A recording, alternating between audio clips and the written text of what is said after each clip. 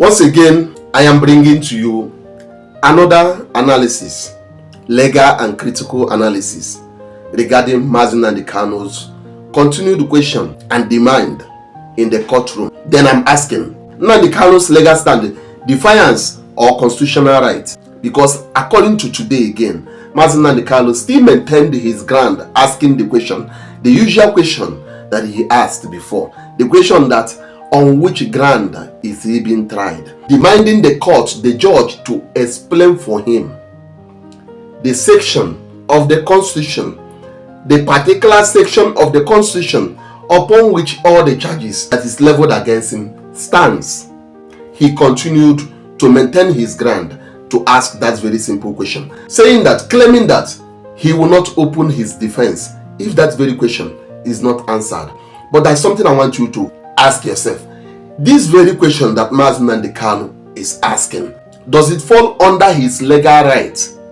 Does Mazi Nnamdi Kanu has the right to know the section of the constitution that he has violated? And is the judge under a mandate to explain to Mazi Nnamdi Kanu the section of the constitution upon which the charges leveled against him stands? Those are the questions I want you to answer. Is it inappropriate for Mazi Nnamdi Kanu to demand for such, or does it align with his constitutional rights as a citizen, as a human being, to know upon which ground am I being charged? I would like us to understand this thing clearly, because there has been a lot of narrations regarding this very question that Mazi Nnamdi Kanu is asking, and the stance of him saying that he will not commence defense until that very question is answered. So let me clear the air. When Mazi Nnamdi Kanu stood before the court and said, before I open my defense, tell me the law that says I have committed an offense, he was not being defiant. He was standing on constitutional truth. Section 36, Article 6A of the 1999 Constitution of Nigeria says it clearly and on a plain note. Every person charged with a criminal offense has the right to be informed in detail the nature of the offense and under which law it is defined. Now, that's not a suggestion, that is the law. You cannot drag a man to court for something that no written law has defined as a crime. You cannot just drag someone to court over an allegation that has no place in the law, that no written law has defined as a crime. You cannot do that. There is one ancient legal doctrine, nullum crimen sine lege. It means no crime without law. You cannot punish a person of a crime that law has not written, that is not recognized by the law. So if the prosecution cannot show the specific section that Kanu violated, then the charges itself is void, ab initio, invalid from the very beginning. When the prosecution cannot be able to pinpoint, to point out exactly the section that permits him to charge this man of all these charges, the case is dead on arrival. The case has no legal backing. There is no legality. Under the principle of legality, it has no standing. The case is vague. It doesn't stand. It doesn't hold water. And let's be clear, under section 135 of the Evidence Act, the burden of proof is on the prosecution, not on Mazi Nnamdi Kanu. The burden of proof lies on the prosecution to define, to say this person has committed the crime and show the crime that he has committed and the section of the constitution that says he has committed that crime. The onus probandi lies on the prosecution to prove. It's not upon Mazi Nnamdi Kanu. You cannot charge Mazi Nnamdi Kanu to court, charging him of a crime. Now you want him to be the person to tell you the section of the constitution that says he has violated the law. Let's make it simple. You took me to court. You must be able to prove. The burden lies on you, not on me. You cannot take me to court, charging me, asking me to tell you where it is written that I have committed the crime that you are charging me of. No, it is your responsibility to take me to court. Yes, you didn't commit a crime taking me to court. Then it is your responsibility to prove to me, to tell me, in this section of the Constitution of Nigeria, as amended, 1999 Constitution, wherever it exists, it is written, you took my money, and taking my money by force is a crime against the law.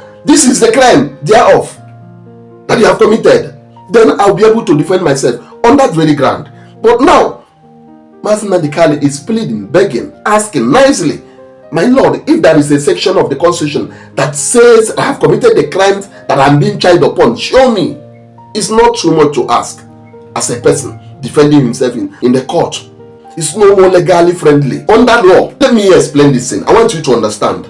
Let it be clear to anyone listening to me or watching this very video. They are mandated not only to prove that he acted, but that his act was a crime under existing Nigerian law.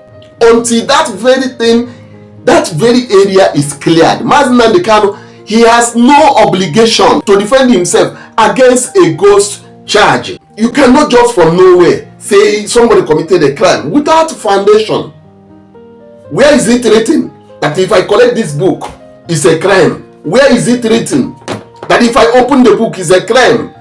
And what is the punishment that follows me opening the book, which you claim to be a crime? What is the punishment as written by the law? Where is it written? That's the thing that Mazi Nnamdi Kanu is demanding for. Tell me, is that too much to demand? In a case of this nature, is that too much for a person that is expected to defend himself against do or die affair? Is that too much to ask for?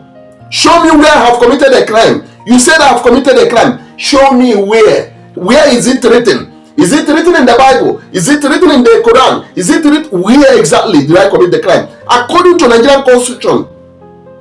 Number 1, number 2, number 3. Where? It's not like what Mazi Nnamdi Kanu is minding is new to the court today. It's not new. It was not born yesterday. The court have said it over and over again. In Federal Republic of Nigeria, FRN versus Ifebu, the Supreme Court ruled no one can be tried under a non-existent law. In Ako A-O-K-O versus Febemi, the court threw out a conviction because the alleged offense had no legal foundation. And in Wazirike versus Attorney General of the Federation, the court made it clear charges must be based on law, not politics. The court made it clear charges must be based on law, not on politics. Wazirike versus Attorney General of the Federation, the court made it clear, not on emotions, not on feelings, not on anger, not on the rage of a person involved, but based on law, on constitutional mandate. Not because of I am so much aggrieved, not because you are so much upset, not because of the magnitude of what I did, but based on what? Law. And the law must be obeyed at all time. It must be obeyed at all time, irrespective of who is involved, irrespective of how you felt, irrespective of the way it affected you. The law has to be followed. So what Mazi Nnamdi Kanu is doing is not rebellion.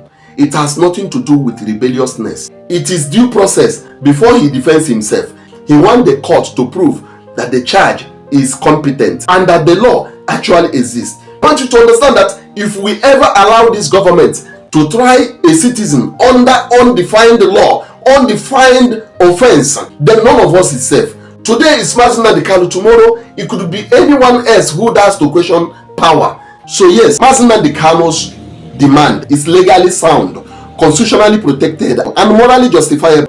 He is not fighting the law, rather he is reminding the system to obey the law. It's very simple. I've taken out my time to read about this case, to study this case, the charges, the circumstance, everything regarding this Mazi Nnamdi Kanu's case. I've taken out time to study it, ask many questions, sit in round table, what is going on in this case. So I've seen a lot of people talking that Mazi Nnamdi Kanu is taking a very dangerous step.